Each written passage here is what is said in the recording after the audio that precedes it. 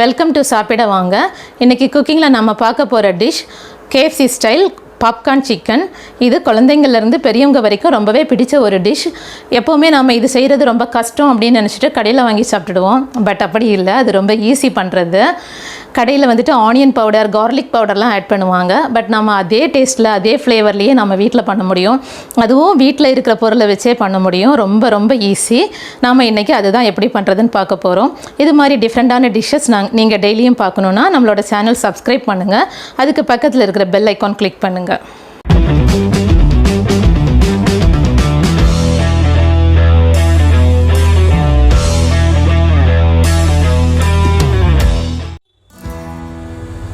Popcorn chicken பண்ணுறதுக்கு என்னெல்லாம் வேணும்னு பார்க்கலாம்.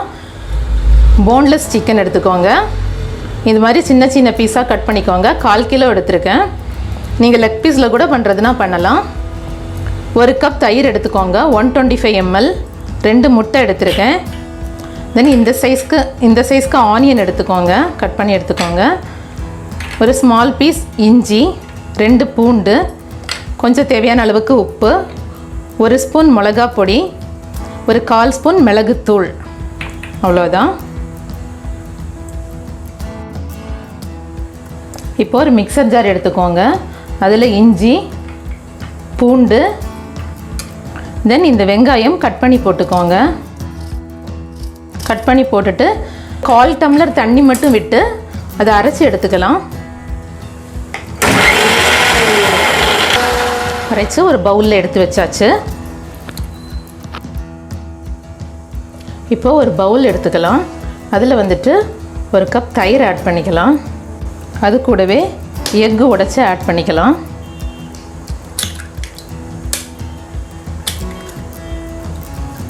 இதை நல்லா மிக்ஸ் பண்ணிக்கலாம். இப்போது மிக்ஸ் பண்ணியாச்சு. அதில் நாம் அரைச்சி வச்சுருக்கோம் இல்லையா, இஞ்சி, பூண்டு, வெங்காயம், அதோட சாறை லைட்டாக வடிகட்டி விட்டுக்கலாம். ஓகே, நல்லா மிக்ஸ் பண்ணிக்கலாம் இதையும். இப்போது இது கூடவே மிளகுத்தூள், மிளகாய்த்தூள், ஒரு 1/4 ஸ்பூன் அளவுக்கு சால்ட், அவ்வளோ போதும், போட்டு நல்லா மிக்ஸ் பண்ணிக்கலாம்.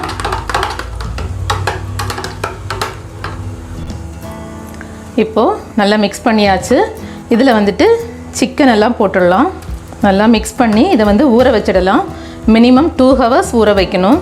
2 மணி நேரமாவது நல்லா ஊறினா தான் டேஸ்ட் நல்லாயிருக்கும். நீங்கள் ஃப்ரிட்ஜில் வச்சுட்டு நாளைக்கு கூட பண்ணலாம். இப்போ 2 மணி நேரம் ஊற வச்சிடலாம். சிக்கன் சூப்பராக ஊறிடுச்சு. இப்போ கோட் பண்ணுறதுக்கு என்னெல்லாம் வேணும்னு பார்க்கலாம். 1 கப் மைதா மாவு, 1/2 கப் சோள மாவு. எந்த கப்புக்கு மைதா மாவு எடுக்கிறீங்களோ அதே கப்புக்கு 1/2 கப் சோள மாவு எடுத்துக்கோங்க. இது வந்துட்டு நான் 150 கிராம் எடுத்திருக்கேன். இது 75 கிராம் எடுத்திருக்கேன். 1 ஸ்பூன் மிளகா பொடி, 1/2 ஸ்பூன் மல்லித்தூள், 1/2 ஸ்பூன் ஜீரகத்தூள், 1/2 ஸ்பூன் மிளகுத்தூள், கொஞ்சம் தேவையான அளவுக்கு உப்பு. இப்போது ஒரு பவுல் எடுத்துக்கோங்க.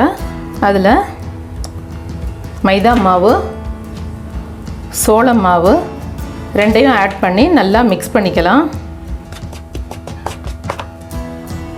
அது கூடவே மல்லித்தூள், மிளகாய்த்தூள், ஜீரகம் தூள், மிளகுத்தூள், தேவையான அளவுக்கு சால்ட்டு போட்டு எல்லாத்தையும் நல்லா மிக்ஸ் பண்ணிக்கலாம்.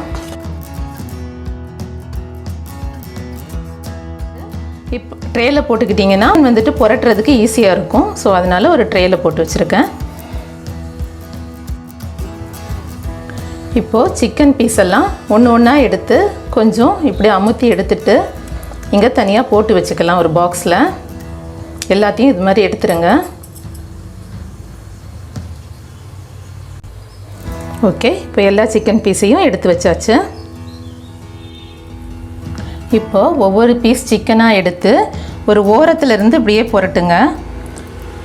மொத்தமாக மாவில் புரட்டினீங்கன்னா மாவெல்லாம் கொலகுலன்னு ஆகிடும். ஸோ அதனால் ஒரு ஓரத்துலேருந்து இப்படி புரட்டிட்டு தனியாக ஒரு பிளேட்டில் வச்சுக்கோங்க. பாருங்கள், இது மாதிரி புரட்டி எடுத்துக்கோங்க. இது மாதிரியே எல்லா பீஸையும் புரட்டி எடுத்துக்கலாம். பாருங்கள், ஒரு கோட் பண்ணி எடுத்து வச்சாச்சு. இனிமேல் இதை ரெண்டாவது இன்னொரு கோட் பண்ணிக்க போகிறோம். இப்போது ஏற்கனவே கோட் பண்ணி வச்சுருக்கோம் இல்லையா, அந்த பீஸை இப்படி ஒன்று ஒன்றா எடுத்து இந்த வாட்டர்லேயே டிப் பண்ணிக்கோங்க. ஏற்கனவே சிக்கன் ஊற வச்சோம் இல்லையா, அந்த வாட்டரில் டிப் பண்ணிவிட்டு மாவில் அப்படியே இன்னொரு டைம் புரட்டிடுங்க. அவ்வளோதான், நல்லா புரட்டி எடுத்துட்டிங்கன்னா போதும். ஓகே, இந்த மாதிரி புரட்டி எடுத்துக்கோங்க. இது மாதிரி எல்லா பீஸையும் புரட்டி எடுத்துக்கலாம். செகண்ட் கோட் பண்ணிடலாம். இப்போது ஸ்டவ்வில் ஒரு பேன் வச்சுட்டு ஃப்ரை பண்ணுறதுக்கு தேவையான அளவுக்கு ஆயில் ஊற்றிக்கலாம். கொஞ்சம் எக்ஸ்ட்ராவே ஊற்றிக்கோங்க. எண்ணெய் சூடாகிடுச்சு. இப்படி ஒவ்வொரு பீஸாக போடலாம். கேர்ஃபுல்லாக போடுங்க.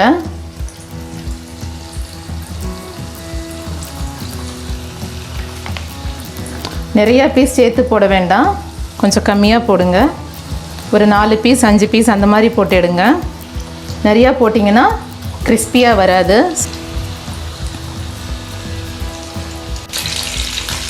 போட்டு புரட்டி விடுங்க.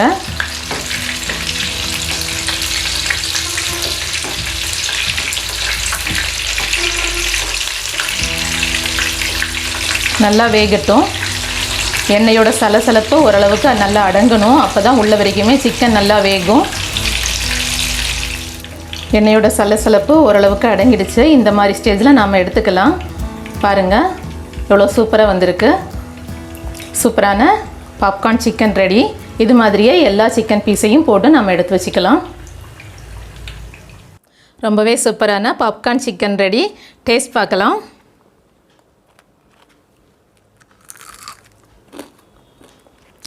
செம்ம கிறிஸ்பியாக இருக்குது, சூப்பராக இருக்குது. நீங்களும் இது மாதிரி வீட்டில் ட்ரை பண்ணுங்கள். உங்களோட கமெண்ட்ஸை கமெண்ட் பாக்ஸில் சொல்லுங்கள். நம்மளோட டிஷ்ஷஸ் உங்களுக்கு பிடிச்சிருந்தால் லைக் பண்ணுங்கள், உங்கள் ஃப்ரெண்ட்ஸ்க்கு ஷேர் பண்ணுங்கள். டேஸ்டியாக சாப்பிடுங்க, ஹெல்த்தியாக இருங்க. தேங்க்ஸ் ஃபார் வாட்சிங். Thank you so much.